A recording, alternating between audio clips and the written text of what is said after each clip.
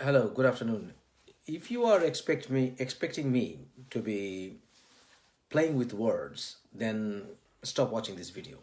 If you are expecting me to lie about the research, lifelong research that I've gone through, look away. This is not the video for you to watch because I am unapologetic regarding my findings and I am unapologetic when it comes to my conclusions regarding anything. So I will tell things as I see them. I'm an ex-Muslim, as you all know. I was a dedicated Muslim preacher all my life. I started preaching Islam when I was 16 years of old or 16 years of age, and I had a passion for it. I was praised by fellow Muslims all over the world, wherever I went to see them. I have seen most of the Muslims are lovely people. They are hospitable, especially if you go to Bangladesh. That's the country I was born in. You'll see people are very hospitable, and they will offer you whatever they have to make you comfortable when you go to their homes because you are a guest. But there is an underlying problem, and the problem is underlying hate in the Muslim societies all over the world when it comes to anything against Islam.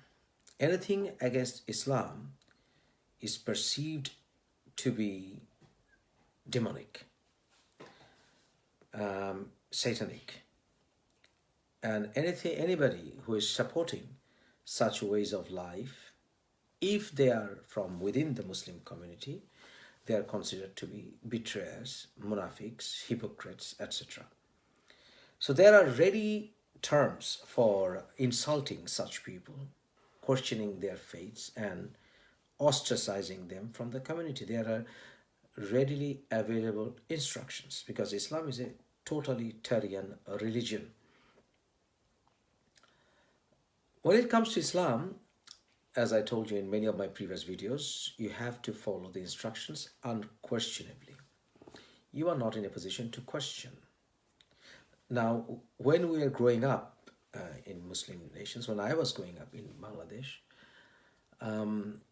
we didn't have the choice of questioning anything about Islam. I didn't have the opportunity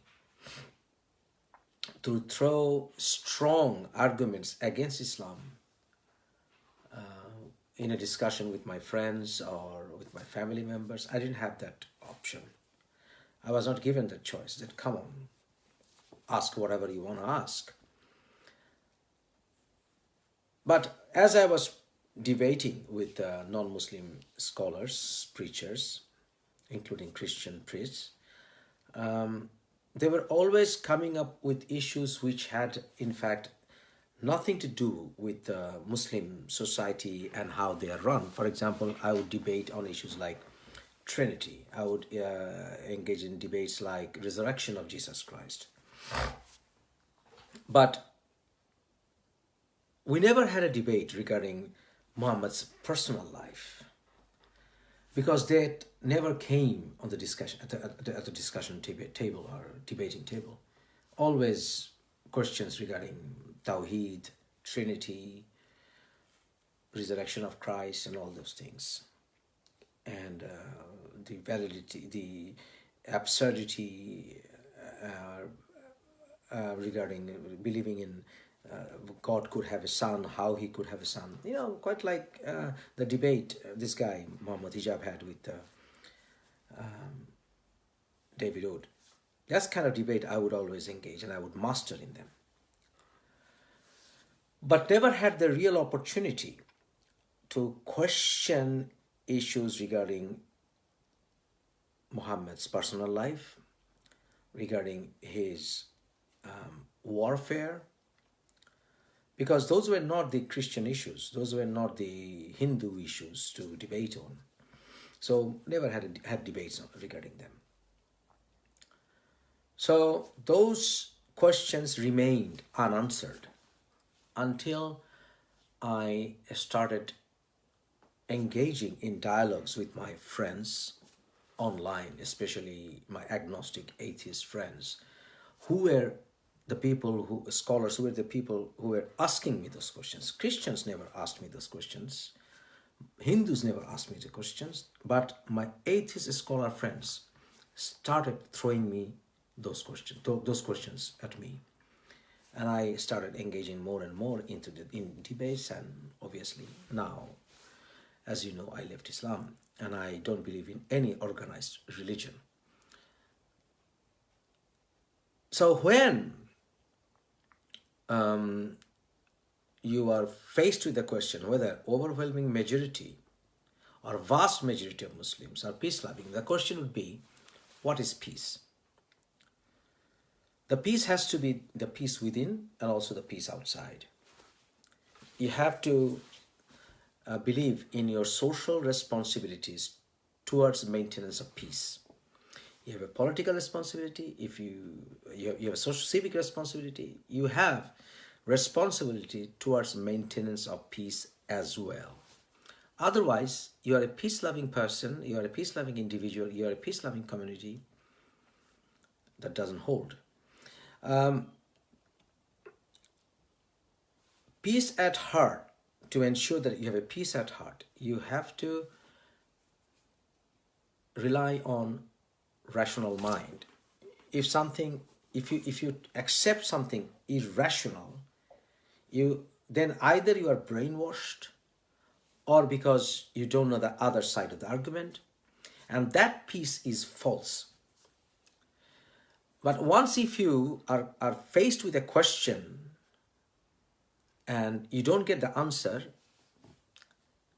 you will become restless. You will not have peace. And if somebody try to force you some absurdity in you, then you can't expect to have peace at all. Now, Islam and Islamic Muslim community seals that opportunity.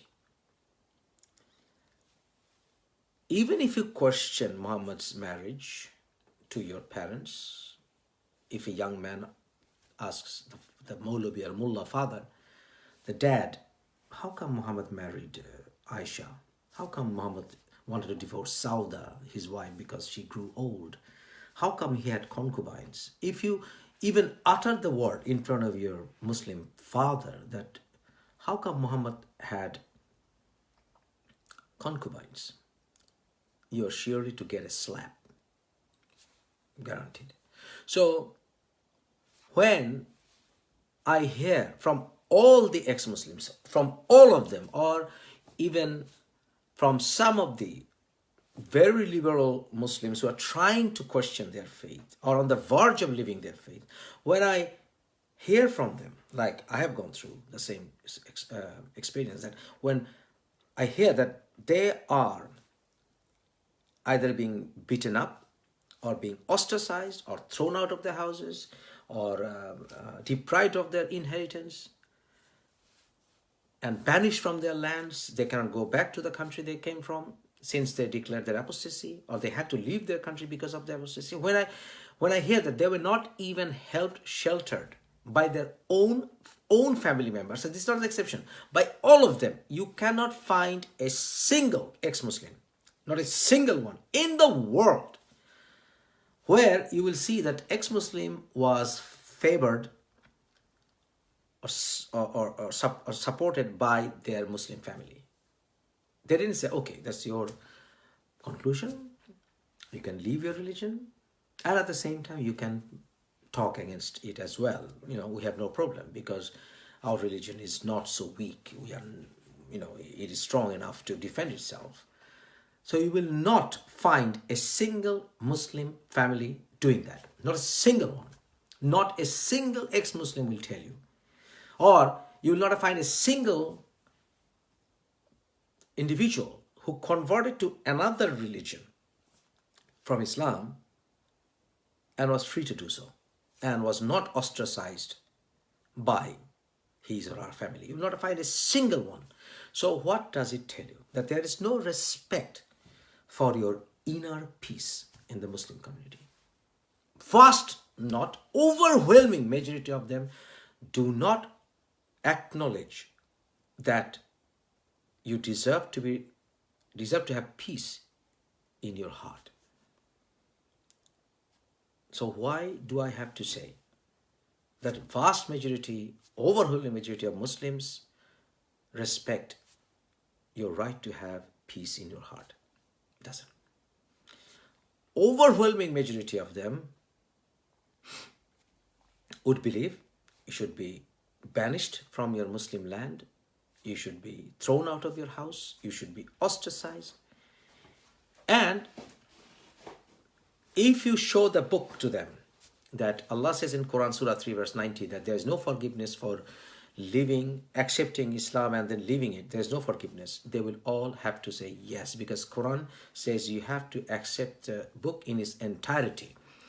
So when they give you some of the Muslims living in the West, or some of the apologetic Muslims, when they will say, oh, Quran says there is no compulsion in faith. But if they go to a Muslim scholar who will say, sorry, that verse is abrogated because the Quran then said later on in Surah Tawbah, in the chronological order that of revelation, that Muslims have to subdue the non-Muslims, and the non-Muslims have to pay jizya tax, or they will be banished, or there will be jihad against them. That's the Islamist teaching. If they face Muslim scholars, real Muslim scholars who are renowned in Muslim countries, not like some apologetic man living in the West because he's either trying to get a British passport or got a British passport and doesn't want to lose it, not that kind of a scholar. Somebody who's living in a Muslim country, in Saudi Arabia, in Pakistan, or even India, like Zakir Naik, they will tell you that's what it is. Because they don't have to play with words for material interests. So when they will show the book to the apologetic Muslim living in the West or wherever, then the apologetic Muslim or the sober man will not have any choice but to keep his mouth shut.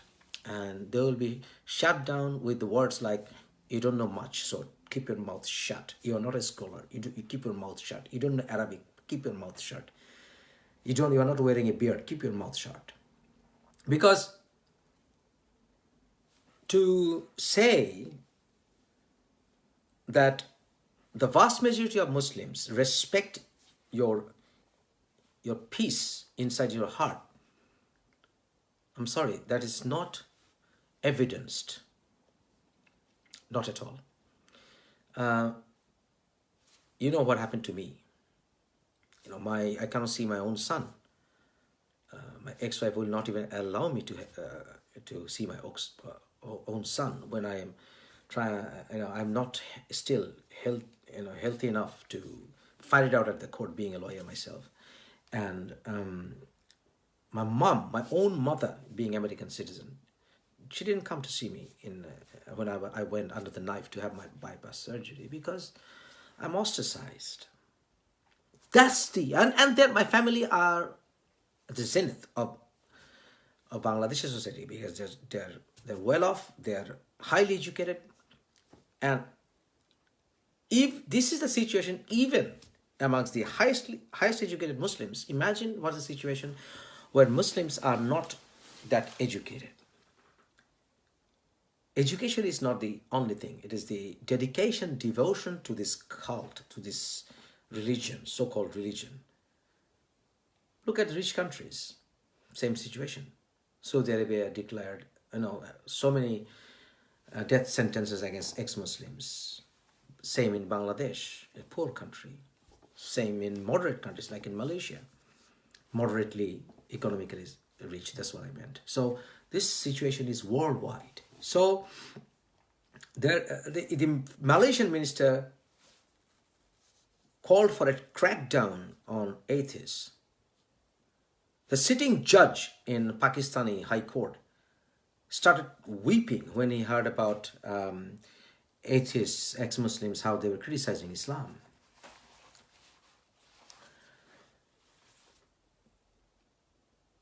flock of students attacked a university-going student in Pakistan and killed him in front of other students because he allegedly insulted Muhammad.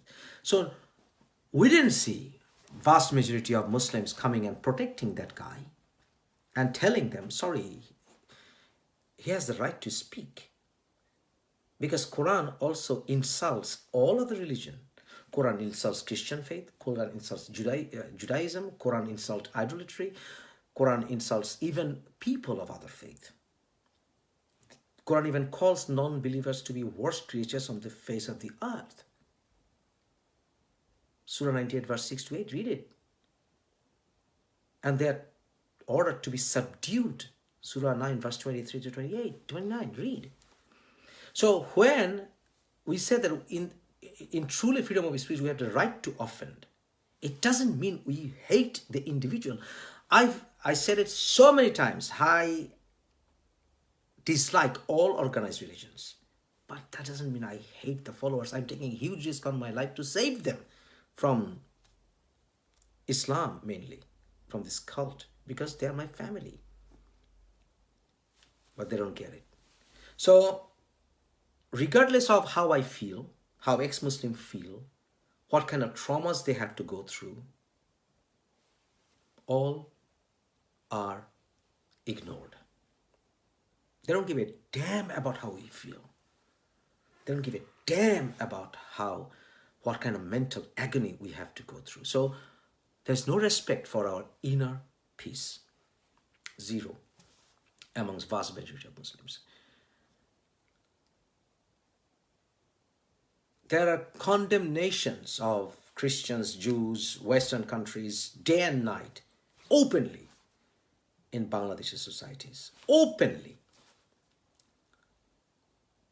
In Bangladeshi waj, what we call waj, like lectures in public gatherings, Islamic lectures. You just type Bangla, B-A-N-G-L-A, Bangla waj, W-A-J, waj. Take the help of a Bengali translator and listen to what they're saying.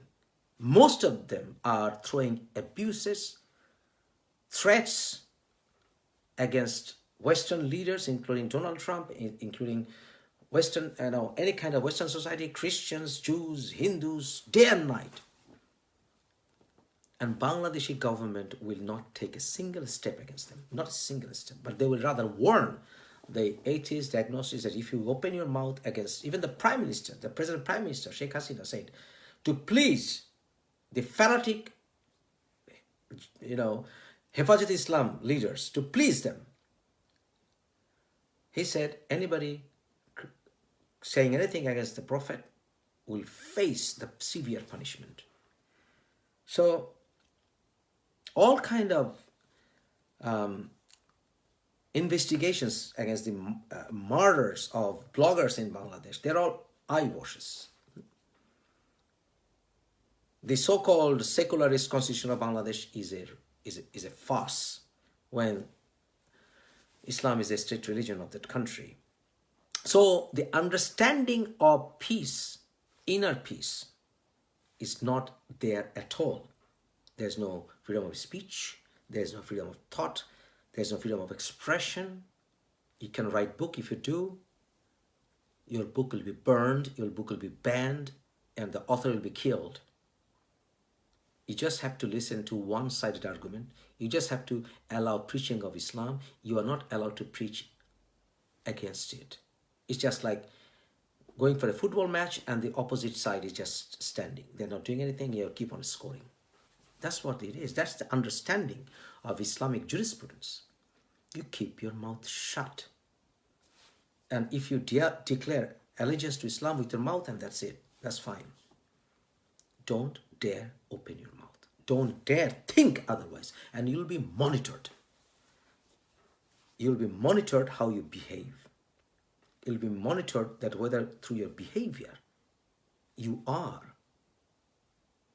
upholding yourself as an ex-Muslim or as an apostate or as a critic of Islam or as a so-called liberal Muslim. You'll be watched.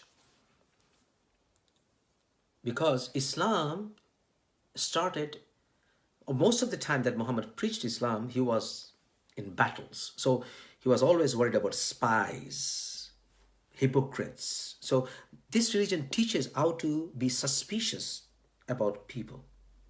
You know, you have to be suspicious whether that man is a munafiq or a hypocrite or a spy or is an agent of the other side or of other religions. Because Islam, as I said, was always in battle times during Muhammad's preaching era. So there is no respect for human dignity. Islam doesn't give you the right even to choose whether to have a shave or to wear a beard, how long to wear the beard, what kind of clothing you should wear, who should you have relationship. There's no respect. There's no scope for romance in Islam because you're not allowed to have a romantic relationship. There is no respect for love. Zero. There's not a single verse in the Quran which says you should love people regardless of who they are, regardless of their religious affiliations, regardless of their nationality, whatever. You should respect people regardless of who they are. There's not a single verse, unequivocal, explicit verse in the Quran. You will not find it. You will have to go into mental gymnastics to say that. So, how can you say vast majority of Muslims respect peace? I'm sorry, it's not true. If somebody drew a cartoon somewhere, or if somebody made a video, or if Mufassil Islam did something, you will find thousands of people taken to the streets of Bangladesh and calling for our death. You know? But when someone like Malala being shot, a child being shot by Taliban, you will not find thousands of Bangladeshis, thousands of Pakistanis taken to the streets condemning such an act. Rather, if Malala is given the Nobel Prize for Peace, they will say Malala has become a Western agent. That's the reality of it. We see some of the Western or some of the fringe few so-called scholars will condemn terrorist attacks, but always with a caveat. Now come, let's talk about peace outside. With a caveat. Why? Because those apologetic scholars are in fact scared themselves that whether they cross the limit, and because deep down they know their religion doesn't in fact support peace. They're scared. They're scared even to think of reforming Islam. They're scared. In the comment boxes, vast majority of Muslims will tell me, I want to rape your wife because your wife is has a relationship with you. You are a kafir. Your wife is a war booty to us. We'll take off her clothes. This is what I'm going to do to your mom as well because your mom gave birth to you. So this kind of thinking, where is it coming from? Because in Islam, non-Muslims are inferior, not even human beings, as I told you, subhuman beings. And Muslims need to have a truce with them. If they have a truce like Hudaybiyah Treaty, the instructions are to wait for a chance when to take over the land and dominate them and subdue them if you have the might. They have to pay the tax, and if you're powerful enough, even if you're a minority, you have to take over the power. For example, in 1990, 27th of July, Islamists in Trinidad Tobago, a small nation, Trinidad Tobago, they took over power. Do you remember that? Do you know this? So that's an example. In Central African Republic, the same thing happened. Muslims are a minority, but they took over power. And they eventually suffered unfortunate events. So, in India, Muslims ruled with iron fist. You can say other religions did as well. Oh, yes, of course. Of course, Christianity had barbaric past as well, but they have sobered up with education and everything. But also there are scopes to cleanse the understanding. Even the understanding, there are scopes. For example, Buddha said, Sarve Satta Sukhita Hontu, let there be peace in everything, you know. And Hinduism believes in whatever way you want to follow, you can do your own way. They believe in many gods, so they don't have a problem with that. But in Christianity as well, Jesus says, love thy enemy. Love is the central message. There's no central message. In the Quran, there's not a single verse in the Quran that where it says you have to love humanity regardless of who they are. Excuse me for 1 second. Right. So there's not a single ad verbatim verse from Muhammad's mouth or from Muhammad that you have to love humanity regardless. Regardless. No. That verse, if you killed an innocent man as if you have killed the whole of humanity, Surah 5 verse 30 to 33, read that. That is, if after Allah's words have come, then if you reject it, you are creating corruption in the land. So you are not a human being at all. You are subject to be killed. Otherwise, if you accept it, then if you killed a Muslim, as if you have killed a whole of humanity, because Muslims are humans. Even Khatir, read the commentaries, and you will find out. So we can't be fooled anymore. So if this kind of hate is preached day and night, and you are told a Muslim girl cannot marry a non-Muslim man, because a Muslim girl must not give birth to the children of non-Muslim men and increase the numbers of kuffar, what do you need to deduce? There are things saying that Islam respects women, and this is religion of peace because women get peace at heart. It's not true. Not true. I'm sick and tired of this. It's not true. Because all the verses in the Quran regarding hijab, regarding covering up, is for believing women, and for believing men is the eyes. So it's for believing women. For non-believing women, that's not the case. Non-believing women have no rights in Islam. Zero. And if they're the war booties, most of the because as I said before, that non-Muslims should be subdued, the lands should be subdued. If there's a truce, the time should be coming when they should take over. Because the Hudaybiyah treaty, soon after Muhammad signed the Hudaybiyah peace treaty, Surah 48, if you read from verse 1 to 20, you will see that Muhammad was also promising to his followers that time will come, time will come when you will have war booties, you will go to war, you will get the chance. If you read the commentaries, you will know that Muhammad was already planning to break the treaty. And he did eventually. He did attack peace-loving people like the people of Fadak and made them slaves in their own lands. Right? Muhammad was ordering attacks of tribes when they were sleeping. So when Muslims were getting the war booties, they were distributing women like goods as well, distributing them, and brought Safiya to Muhammad and said, look, she's beautiful. So they didn't cover up Safiya, they didn't cover up the war booties. And they had plans to sell them in exchange of ransom.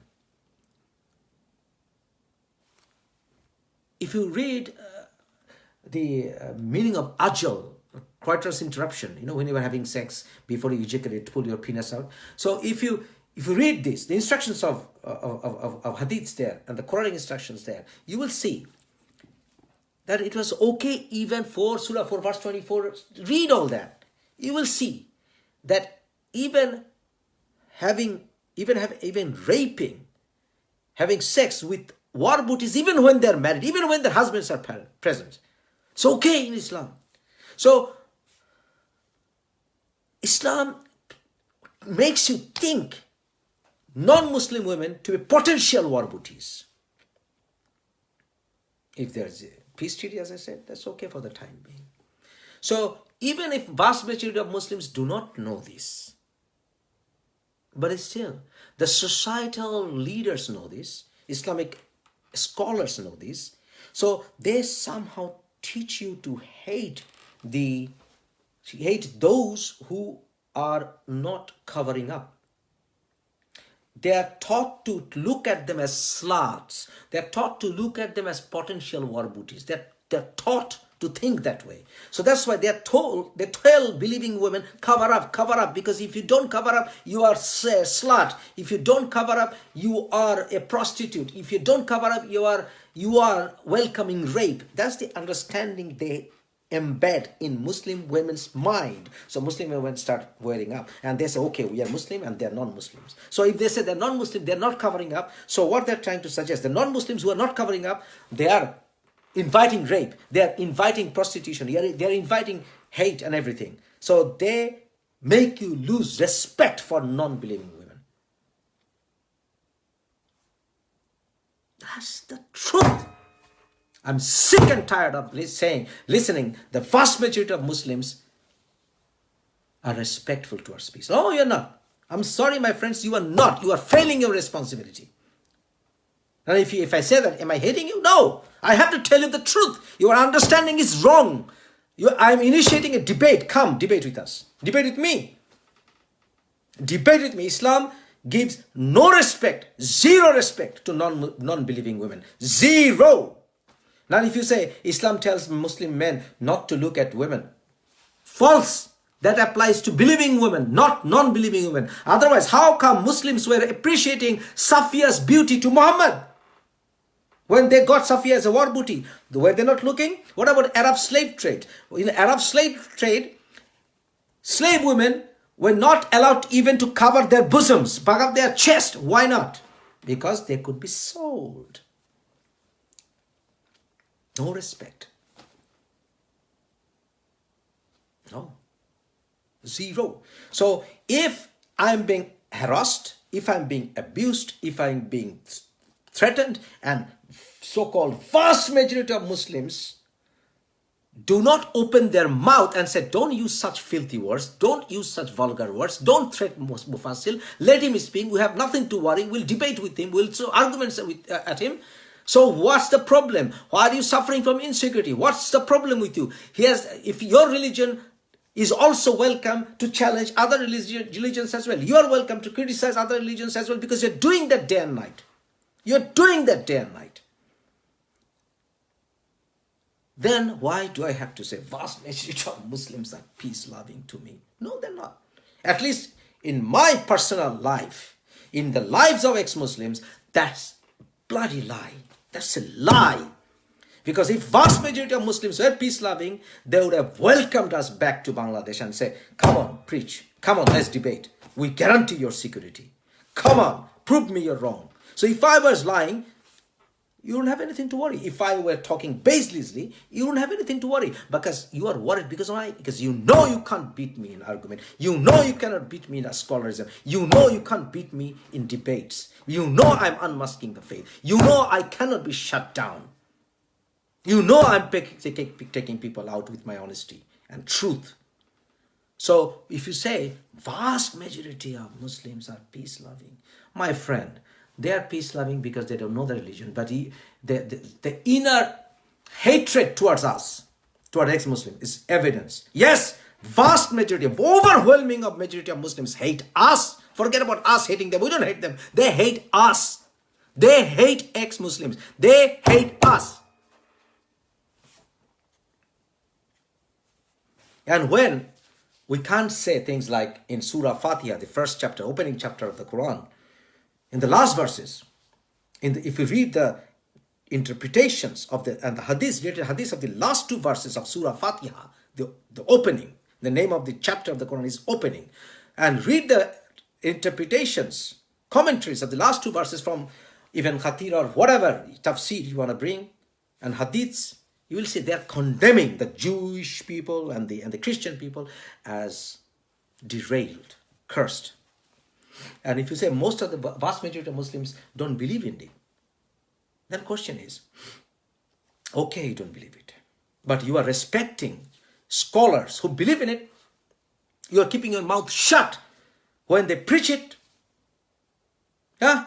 You keep your mouth shut when they send death threats to my family, when they say they want to rape my wife, when they say they want to rape my mother, when they say that they're gonna do this, do that, when they never even opened their mouth. So you keep your mouth shut. Why?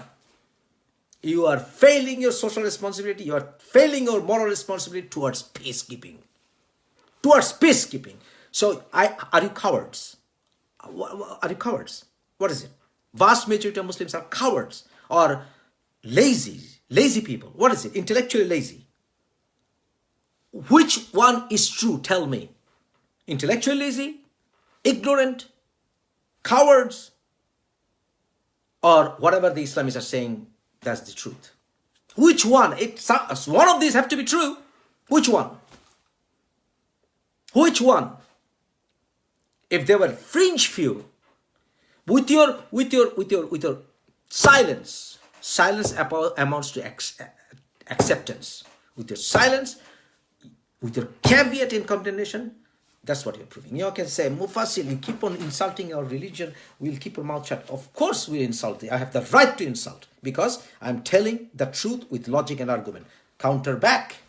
Counter back. You don't have the balls to counter back. Whether you are abusing, insulting faiths of other people, day and night. The Quran is insulting day and night of other religions. Quran, Islam says, Lakum dinukum waladin, larika fiddin, there is no compulsion. All abrogated. All abrogated because all non-Muslims are considered unclean. Surah 9 verse 23 to 28. Read. Yeah, I am initiating debate. Come on. Come on. So, when Satanic Verses, the book was burned all over the world. Salman Rushdie got death threats all over the world. Right? Muslims took to the streets. They didn't say, okay, burning a book is not going to serve any purpose. Go and debate with Salman Rushdie. They didn't say that. Now, when I burn a copy of the Quran, they'll say, oh, Mufassil, you burned a copy of the Quran. The purpose was to show, as I said in that video, that burning books doesn't serve any purpose. Killing someone doesn't serve any purpose. Even if you kill me, you will get thousands of new Mufassil Islam because they will be more triggered by my death. They will become more courageous by my death. So, we have to be blamed? No. I'm sorry. I lost all my friends after I left Islam. Almost all of them. I lost all my family members. I lost my children. I lost the possibility of ever visiting my country of birth.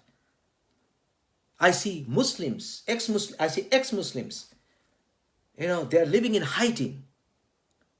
I don't see not a single Muslim scholars coming and putting their shoulder on their hand and say, don't worry, I will still pray for you. I will still love you. I will still support you. What do you need? Not a single Muslim scholars. Not a single Muslim scholar do that.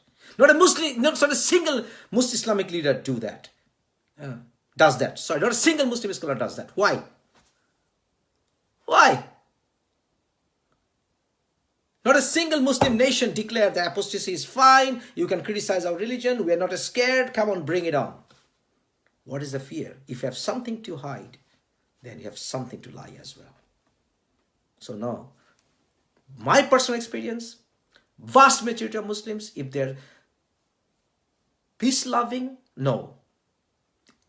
They're peaceful, respectful towards peace, no. Vast majority of Muslims are non-violent, yes. That's the truth. Because if you say you're peace-loving, you have a responsibility towards peace as well.